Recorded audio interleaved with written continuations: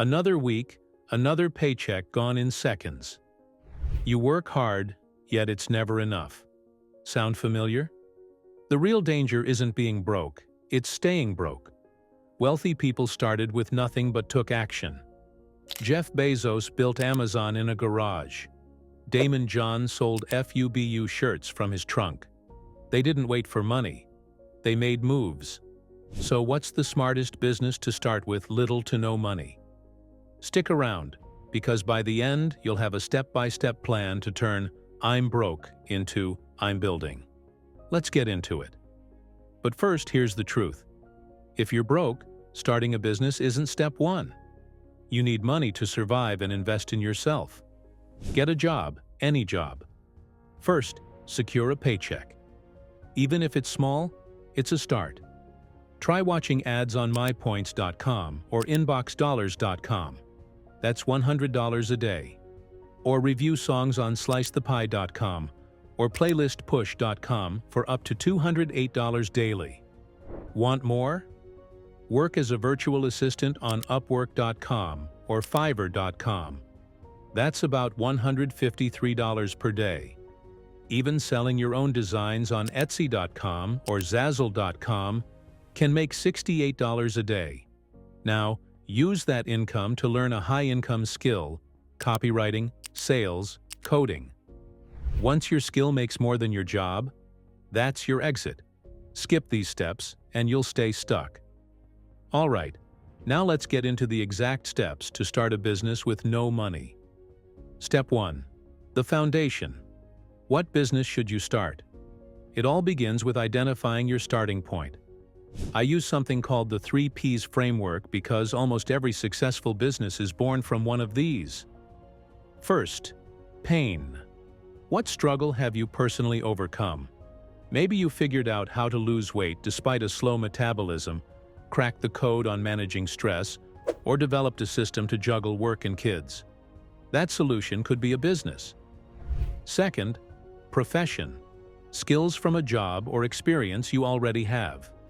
A teacher who spent years figuring out the best way to engage students might start a business helping other teachers design engaging lesson plans. A former sales rep who learned how to close high-ticket deals could start a coaching business for struggling salespeople. Your day job has already proven people are willing to pay for your skill. Now, you just need to package it differently. Third, passion. What are you obsessed with? The articles you read, the videos you watch, the topics you can't stop talking about? These hold clues. If you're obsessed with photography and have spent years perfecting lighting and angles, that's a business waiting to happen. Maybe you turn it into an online membership where you teach beginners how to take professional-looking pictures with just their phones. The key is monetizing what you already enjoy. Now, don't overthink it. The goal isn't to pick a perfect idea, but to pick anything and start. Because clarity comes from action, not overanalyzing. Step 2. Who will you serve? There are 3 main groups of people you can build your business around. People like you. If you've faced a challenge and overcome it, there are thousands struggling with the same thing. You already understand their pain, so you're the best person to help. People you've helped before.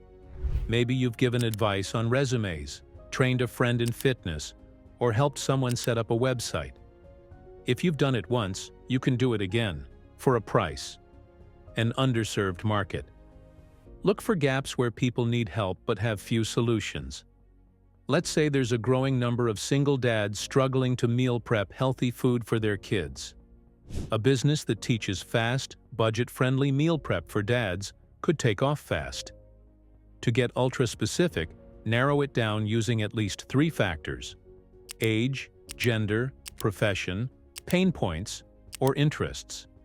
The clearer your audience, the easier it will be to sell to them. Step 3. How will you serve them? Now that you know the problem and the people, the next question is, how will you deliver the solution? If it's knowledge-based, consider online courses, coaching, or consulting. If it's a done-for-you service, offer freelancing or agency work. If it's a product, Start with digital downloads or small-batch physical products before scaling.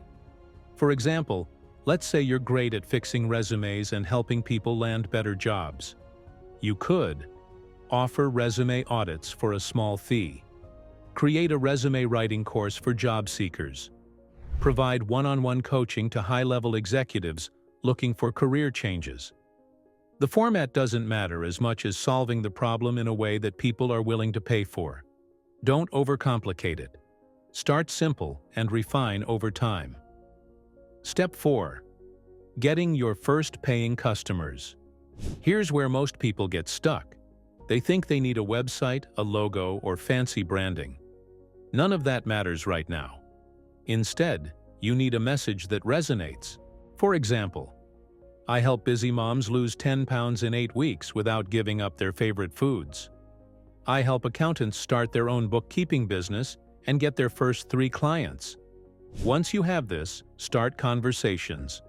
Reach out to people in your network, join Facebook groups, DM people on Instagram. Whatever it takes to get your first 5 paying clients. If nobody bites, tweak your offer. If people show interest, double down and improve it. This is how real businesses are built. Not by endless planning, but by adapting and improving through real feedback. Step 5. Mastering the niche for maximum profit. Most people believe that the broader their business, the more money they can make. That's a lie. The truth? The more specific you get, the more you can charge. And that's where the real money is. Think about this. If I create a general time management guide, I might sell it for $20. But if I create a time management system for real estate agents, I can charge $200. Now, if I take it further, a time management system for luxury real estate agents who handle million-dollar deals, suddenly, this can be a $2,000 product. Why? Because the more specific the niche, the higher the perceived value. Most people stay broke because they try to serve everyone. But the real winners? They find a painfully specific group of people with a pressing need, and they solve it better than anyone else. When you do that, competition disappears. You're not just an option, you're the option. Now, you have the blueprint. But remember, ideas mean nothing without execution. Pick one and take action today. Now I'll share 5 powerful ways to make money with little to no investment. 1. Smart drop shipping. Before you roll your eyes and think, oh, another drop shipping idea? Hold on. This isn't about blindly listing products from overseas marketplaces and hoping they sell. That's a losing game. The real secret? Selling products that are already in demand locally. Here's how to do it right. Use market research tools to find trending products in your region.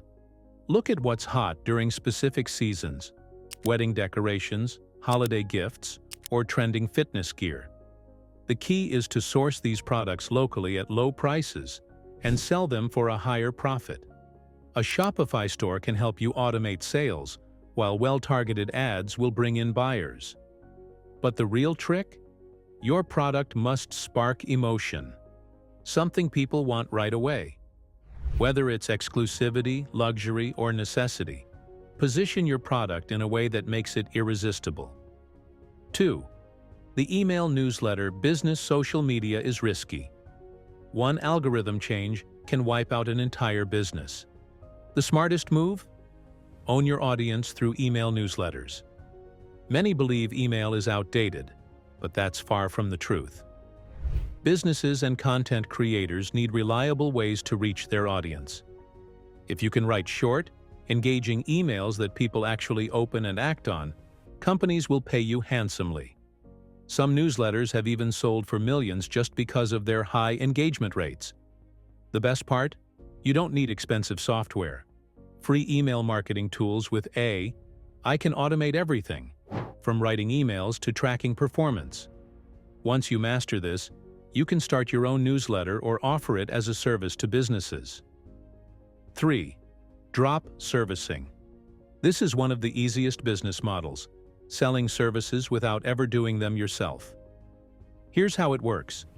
Find a high-demand service like video editing, copywriting, or social media management. Market it as your own, charge a premium, then outsource the actual work to a freelancer at a lower rate. Your profit is the difference. But to do this right, you need to understand the service, ensure quality, and communicate effectively with both clients and freelancers. If done well, this can be a highly scalable business with zero upfront costs. 4. Price arbitrage, exploiting global price gaps. What if you could buy something for $5 and sell it for $50 without creating anything new? That's price arbitrage. Products often have different values in different regions. A fashion accessory, electronic gadget, or even digital product could be cheap in one country, but in high demand elsewhere. The trick is using marketplace analytics and global trade data to find these gaps. Start small, test with a few products, see what works, and then scale up once you find a winner.